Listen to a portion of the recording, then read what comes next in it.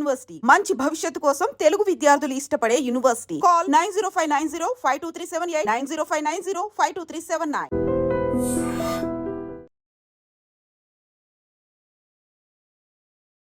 అందరికీ నమస్కారం. Welcome back to IT media. నేను మీ ఝాన్సీ. పాలు ఎలా తాగాలి? ఇప్పుడు అన్ని పాలు అడల్టరేట్ అయిపోతున్నాయి అని అందరూ అంటున్నారు. అసలు మనం పాలు తాగితే మాత్రమే మనకి ఆ కాల్షియం కానీ అవన్నీ వచ్చే అవకాశం ఉంటుందా? ఆల్టర్నేటివ్స్ ఏవైనా ఉన్నాయా? అసలు మనం పాలు తాగడం ఆరోగ్యానికి మంచిదేనా? పాలు ఎందుకు తాగాలి? నార్మల్గా అయితే ఇంతకుముందు కొంచెం మంచి స్పెషల్ అకేషన్స్లో అయినా పాలు పొంగిస్తాము, పాలు తాగితే మంచిది అంటాము, స్ట్రెంతన్ అవుతాము అంటాము. ఇప్పుడు ఆ సిచ్యువేషన్ లేదు. మనకి అసలు పాలు తాగడానికి ఉన్న ప్రాధాన్యత ఏంటి? ఎలాంటి ఆరోగ్య ప్రయోజనాలు కలుగుతాయి? ఆల్టర్నేటివ్స్ ఏంటి తెలుసుకుందాము. ప్రస్తుతం అంతా ఉన్నారు వంటింటి చిట్కాలకు కేర్ ఆఫ్ అడ్రస్ అయిన మధుసూదన్ శర్మ గారు. వారిని అడిగి ఈ డౌట్ క్లారిఫై చేసుకునే ప్రయత్నం చేద్దాం. వీడియో స్కిప్ చేయకుండా పూర్తిగా చూసే ప్రయత్నం చేయండి. నమస్తే సార్. నమస్తే. ఎలా ఉన్నారు సార్? బాగున్నామా. పాలు తాగండి అని చెప్పడం అనేది ఈ మధ్యకాలంలో అయ్యో నేను చెప్పడం వల్ల తాగారు వాళ్ళకి ఏదైనా ఇష్యూ వచ్చిందా అనేంత తీవ్రతగా వెళ్ళిపోయింది సార్. ఎందుకంటే అడల్టరేట్ అవుతున్నాయి. మనం చాలా వీడియోస్ చూస్తున్నాం. అసలు పాల ఏంటి ఏదో ఆయిల్ వేసేసి సోప్స్ వేసేసి వాటినే పాలుగా అమ్ముతున్నారు చాలామంది. అంతకు ముందైతే పాలు తాగితే మనకి బలం, కానీ ఇప్పుడు పాలు తాగితే అవే మనకి పాయిజనస్గా ఉంటున్నాయి. నిజంగా పాలు ఎందుకు తాగాలి అని గట్టిగా చెప్పే రీజన్స్ ఏమైనా ఉన్నాయా? పాలు కాకుండా పాలకున్న విలువనిచ్చే వేరే ఆల్టర్నేటివ్స్ ఏమైనా ఉన్నాయా? చెప్తానమ్మా. చాలా మంచి ప్రశ్న అడిగారమ్మా. చాలా మందికి అవగాహన కూడా కలుగుతుంది. ఇప్పుడు మనం చెప్పుకున్నటువంటి విషయాల గురించి వాళ్ళు బాగా విన్నట్లయితే, ఈ ప్రోగ్రామ్ చూసినట్లయితే, పాలు తాగే వయస్సు దంతాలు రాని వయస్సు. సో దంతాలు రావడం మొదలైన తర్వాత గుర్తు ఏంటంటే క్రమక్రమంగా పాలు మానేసేయి తినమని చెప్పేసి ప్రకృతి హింట్ ఇచ్చేటువంటి పద్ధతులు ఉంటుందమ్మా. ప్రకృతి మాత యొక్క హింట్ అది. సో దంతాలు రావడం మొదలైతే తినమని చెప్పేసి తాగమని చెప్పేసి కాదు. సో చిన్నపిల్లలకి కంపల్సరిగా పాలు అవసరం. అవసరాన్ని బట్టి సరే తల్లిపాలు అమృతతుల్యము, ఫస్ట్ వ్యాక్సిన్, లేని పక్షంలో ఏదో ఒక పద్ధతిలో మాత్రం చిన్నపిల్లలకి మాత్రం పాలు కంపల్సరీగా వాడాలి. పళ్ళు వచ్చే కొద్దీ దాని గుర్తు కూడా ఏంటంటే నమిలేది అలవాటు చేసుకోమని చెప్పేసి గుర్తమ్మా. పాలు పోషకాహారము, సంపూర్ణాహారం. ఇంతకుముందే మీరు చెప్పారు, ప్రస్తావించారు. పూర్వకాలం అయితే కానీ పోషక విలువలు కూడా ఎక్కువ ఉండేవి. ఇవి నిజంగా పాలు తాగుతున్నాం కానీ దాంట్లో మనకు ఎంతవరకు ప్రయోజనం అనేది ఇది క్వశ్చన్ మార్క్. సరే, అది ఆ సబ్జెక్ట్ వేరు. సో ఇక్కడ ఏం జరుగుతుందంటేమా, ఈ పాలను జీర్ణం చేసేదానికి మన దేహంలో రెనిన్, పెప్సిన్ అనేటువంటి ఎంజైమ్స్ రిలీజ్ అవుతుంటాయి. Rennin, pepsin. సో ఈ రెనిన్ అనేటువంటి ఎంజైమ్ చిన్నపిల్లల్లో విపరీతంగా ఉంటుందమ్మా. సో 6 మాసాల వరకు విపరీతంగా ఉంటుంది. అదేవిధంగా క్రమంగా తగ్గుతూ 12 మాసాలు, 18 మాసాలు ఈ విధంగా వచ్చేసేసి క్రమంగా తగ్గుతూ ఇంచుమించు 3-4 సంవత్సరాలు లేకపోతే 1 సంవత్సరం అటు ఇటైనా కంప్లీట్గా రెనిన్ అనేది బాడీలో ఉత్పత్తి కావడం అయిపోతుందమ్మా. సో పాలను జీర్ణం చేసేదానికి తప్పనిసరిగా రెనిన్ అవసరం. సో అందుకే ఫస్ట్ అని చెప్పాను, దంతాలు రానప్పుడు పాలే సమీకృత పౌష్టిక ఆహారం అని చెప్పేసి. దాని వెనుక తెర వెనుక కాదు ఇది. సరే, దీంతో పాటు చెప్పాను కదమ్మా, ఒక వయస్సు వచ్చేసరికి ఆ పాలల్లో ఈ పాలను జీర్ణం చేసేటువంటి ఈ రెనిన్ అనేటువంటి ఎంజైమ్ వయస్సు వచ్చేకు తగ్గిపోతుందమ్మా. అదొకటి. రెండవది ఈ పెప్సిన్ అనేటువంటి ఎంజైమ్ ఉంటుంది కదమ్మా. ఈ పెప్సిన్ అనేటువంటి ఎంజైము పాలలో ఉన్నటువంటి ప్రోటీన్ జీర్ణం చేయడానికి ఉపయోగపడుతుంది, చిన్నపిల్లలకు కానీ పెద్దలకు కానీ. సో పెద్దలకు పాలు తాగారనుకోండి, ఆ పెప్సిన్ అనేటువంటి ఎంజైమ్ ఉన్నప్పుడే ఆ పెప్సిన్ యొక్క ఎంజైమ్ ప్రభావం చేతనే పాల నుండి ప్రోటీన్స్ జీర్ణం అవుతుంటాయి అన్నమాట. సో ఈ యొక్క పద్ధతిలో ఆ పాలను అవగాహనతో కలిగి వాడుకోవడం వల్ల మంచిదమ్మా.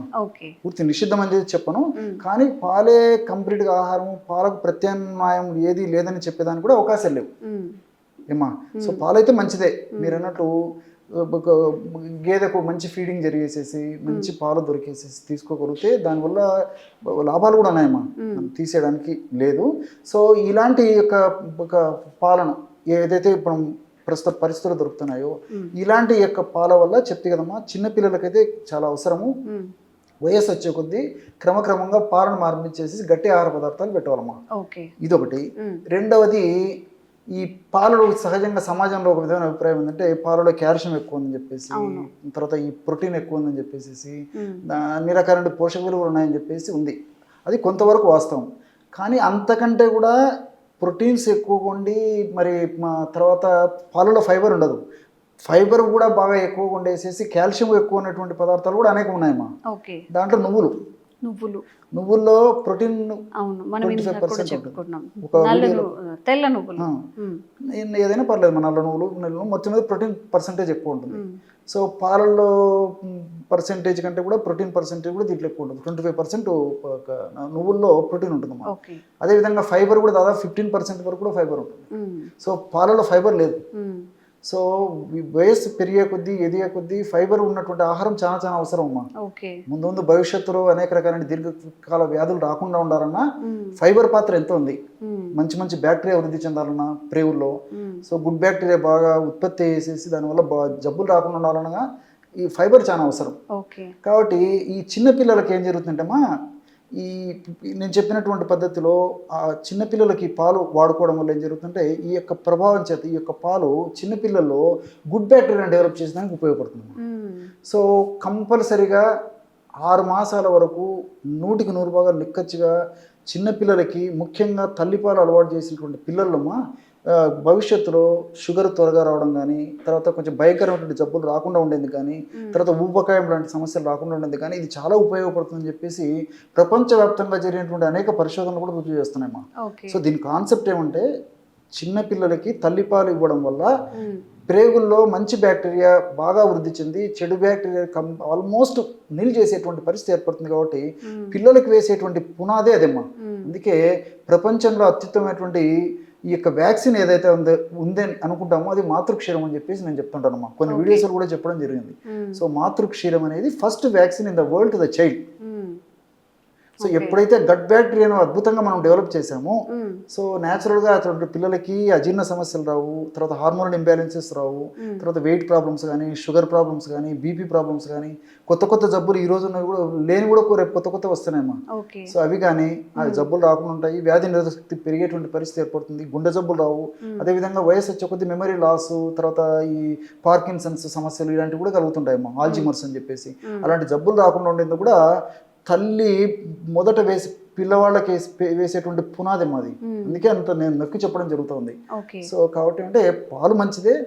ఏది ఎప్పుడు ఏ పద్ధతిలో ఎలా సద్వినియోగం చేసుకోవాలో అలా సద్వినియోగం చేసుకున్నప్పుడు మనం అనుకున్నంత ఆరోగ్యం చేకూరేటువంటి పరిస్థితి ఏర్పడుతుంది. కానీ కేవలము సంపూర్ణ ఆహారం అని చెప్పేసి మరి పిల్లలకు, పెద్దలకు, మధ్య వయసు వాళ్ళు కేవలం పాలతోనే ఆహార పరంగా ఎక్కువ భాగం పాలనే వినియోగించడం వల్ల కూడా కొన్ని పోషకాంశాలు కూడా తగ్గేటువంటి పరిస్థితి ఏర్పడుతుంది. అందులో ముఖ్యంగా ఈ కాలంలో వచ్చేటువంటి పాల వల్ల మరిన్ని ఇబ్బందులు ఎదురేటువంటి పరిస్థితి ఏర్పడుతుంటుంది.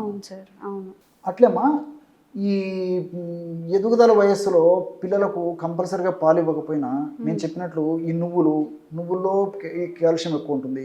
అదేవిధంగా దీంతో పాటు ఆకుకూరలు బాగా ఇస్తున్నారమ్మా. ఆకుకూరలో కూడా దాదాపు 4-5 రెట్లు కాల్షియం ఎక్కువ ఉంటుంది. సో మామూలుగా 10-12 రెట్లు పాల కంటే కూడా ఈ నువ్వుల్లో కాల్షియం ఎక్కువ ఉంటే ఆకుకూరలో 4-5 రెట్లు ఎక్కువ ఉంటుందమ్మా. సో ఇలాంటి ఇవ్వడం వల్ల ఎదిగే వయసు పిల్లలకు అనేక రకాలుగా మేలే జరుగుతుందమ్మా. పాలు ఇవ్వచ్చు వద్దని చెప్పాను, కానీ సో మీరు మొదటనే చెప్పారు ప్రత్యామ్నాయం కూడా ఎలాంటి ఆహారం వాడుకుంటే బాగుంటుందని చెప్పేసి.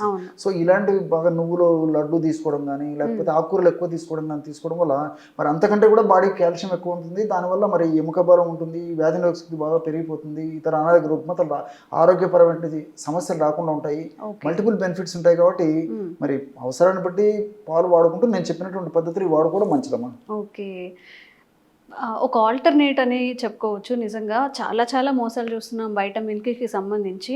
కేవలం పాల నుంచి మాత్రమే మనకు కావాల్సిన కాల్షియం కానీ ఏవైనా మినరల్స్ ఉంటే అవి రావాలని కాకుండా నువ్వుల్ని కొంచెం రోస్ట్ చేసేసి ఒక స్పూన్ కర్రీస్లో చల్లేసుకోవడం, పిల్లలు తినరు అంటే దానికి కొంచెం మిక్సీ పట్టేసి బెల్లం కలిపేసి నువ్వులు ఉండలు ఇవ్వడం, అలా కూడా తినట్లేదు అంటే పౌడర్ రూపంలో చేసి కొంచెం తక్కువ క్వాంటిటీస్లో ఏదన్నా వాటర్లో కానీ పాలల్లో మనం తినిపించాలి అంటే ఎట్లయినా తినిపించవచ్చు పిల్లలకి. అండ్ పెద్దవాళ్ళలో కూడా ఇప్పుడు హైదరాబాద్ లాంటి లేకపోతే ఒక సిటీస్లో ఉన్నప్పుడు మంచి పాలు అనేది ఒక కలే అండి. మనం చాలా ఒక 30 రూపీస్ ½ లీటర్కి పెట్టేది ఒక 100 రూపీస్ పెడితే కానీ మనకు ఒరిజినల్ పాలు రావు. సో ఆల్టర్నేటివ్స్ ఉన్నాయి కాబట్టి వాటిని అన్నిటి కూడా మనం యూస్ చేసుకొని సేమ్ బెనిఫిట్స్ పాల వల్ల ఎలా వస్తాయి వీటి వల్ల కూడా. ఆకుకూరలు ఎంత కాస్ట్ చెప్పండి? 10 రూపీస్కి 2 కట్టలు అలా తెచ్చుకొని చక్కగా వీక్లీ ఒక 3-4 టైమ్స్ తింటే పుష్కలంగా మనకు కావాల్సిన ఏవైతే పాల నుంచి వస్తాయో కాల్షియం ఇలాంటివన్నీ ఉంటాయి అవి కూడా వస్తాయి. తప్పకుండా ట్రై చేయండి. మీకు ఎలా వర్కౌట్ అయ్యిందో కామెంట్స్ రూపంలో తెలియచేయండి. ఇంకెలాంటి సమస్యలు ఉన్నా కానీ కామెంట్ చేయండి, తప్పకుండా వీడియో చేసే ప్రయత్నం చేస్తాం. Thank you sir. Sir, one life lesson what medicine has taught you. Whatever you can do without expecting. But I really believe మన పాజిటివ్ యాటిట్యూడ్ ఉంటేనే మనం ఏదైనా సాధించగలం. గట్ని మనం కరెక్ట్గా డీల్ చేసినట్లయితే అది మనకి పాజిటివ్ హార్మోన్స్ని రిలీజ్ చేస్తుంది. షుగర్ వచ్చిన వాళ్ళ పరిస్థితి ఏంటి? పొట్ట దగ్గర పెరిగితే దాన్ని ఆండ్రాయిడ్ అంటారు, ఆండ్రాయిడ్ ఫోన్ కదా. అసలు థాట్స్ ఎందుకు వస్తాయి? బ్రెయిన్ డెడ్ అంటే దానికి ప్రపంచం అంతా కూడా కొన్ని నిర్దిష్టమైనటువంటి లక్షణాలు ఉన్నాయి. మానసికంగా ధైర్యంగా ఉంటే క్యాన్సర్ జయించవచ్చు. You are a doctor for a cause sir, అంతే. వాళ్ళకి వచ్చిన ఆదాయం కాకుండా ఫ్రీ సర్వీస్ ఎంతమందికో చేస్తారు.